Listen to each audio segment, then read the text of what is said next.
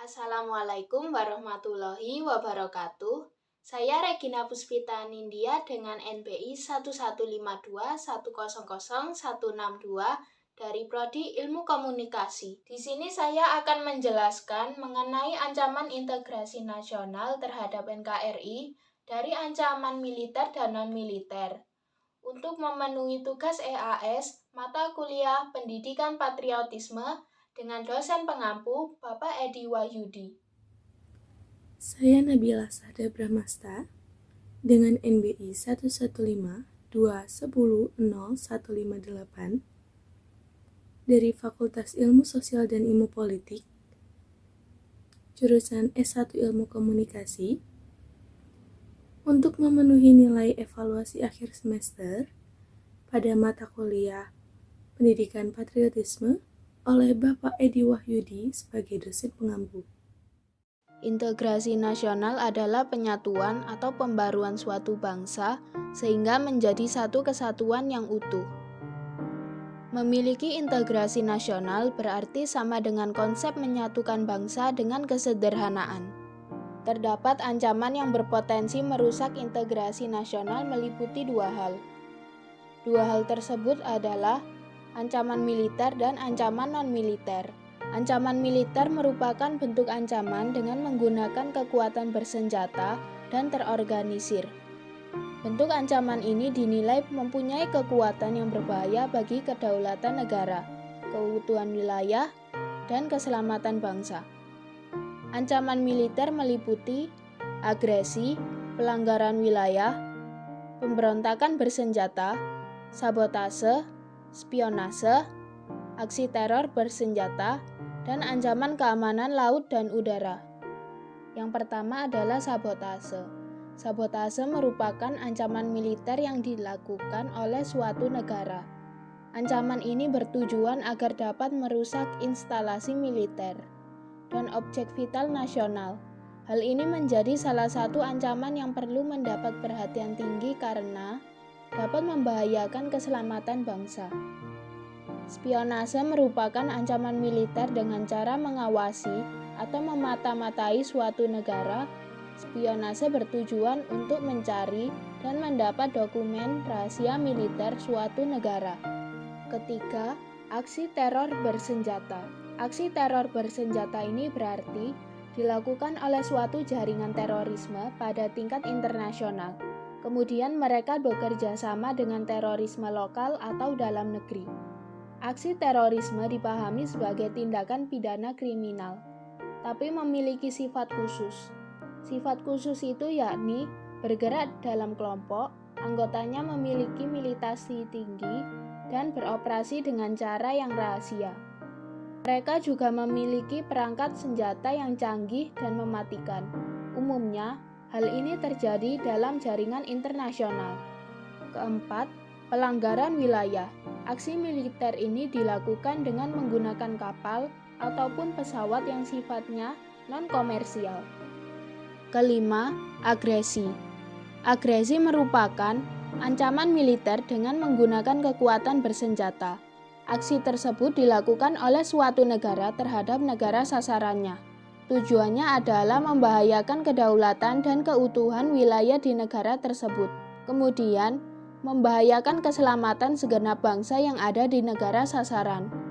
Agresi dapat dilakukan dengan berbagai cara yaitu: pertama, invasi. Invasi merupakan serangan yang dilakukan oleh kekuatan bersenjata dari negara lain untuk menyerang wilayah NKRI. Kedua, bombardemen. Bombardemen merupakan suatu penggunaan senjata lainnya. Aksi militer ini dilakukan oleh angkatan bersenjata dari negara lain terhadap NKRI. Ketiga, blokade. Blokade merupakan kegiatan penghambatan yang dilakukan di daerah pelabuhan atau pantai. Tidak hanya itu, blokade juga dapat dilakukan di udara NKRI dan dilakukan oleh angkatan bersenjata negara lain. Keempat, pemberontakan bersenjata. Pemberontakan merupakan suatu proses yang menentang terhadap suatu kekuasaan yang sah. Kelima, perang saudara. Perang saudara terjadi antar kelompok masyarakat bersenjata di dalam satu wilayah yang sama. Contoh dari perang saudara diantaranya Perang Saudara di Suriah.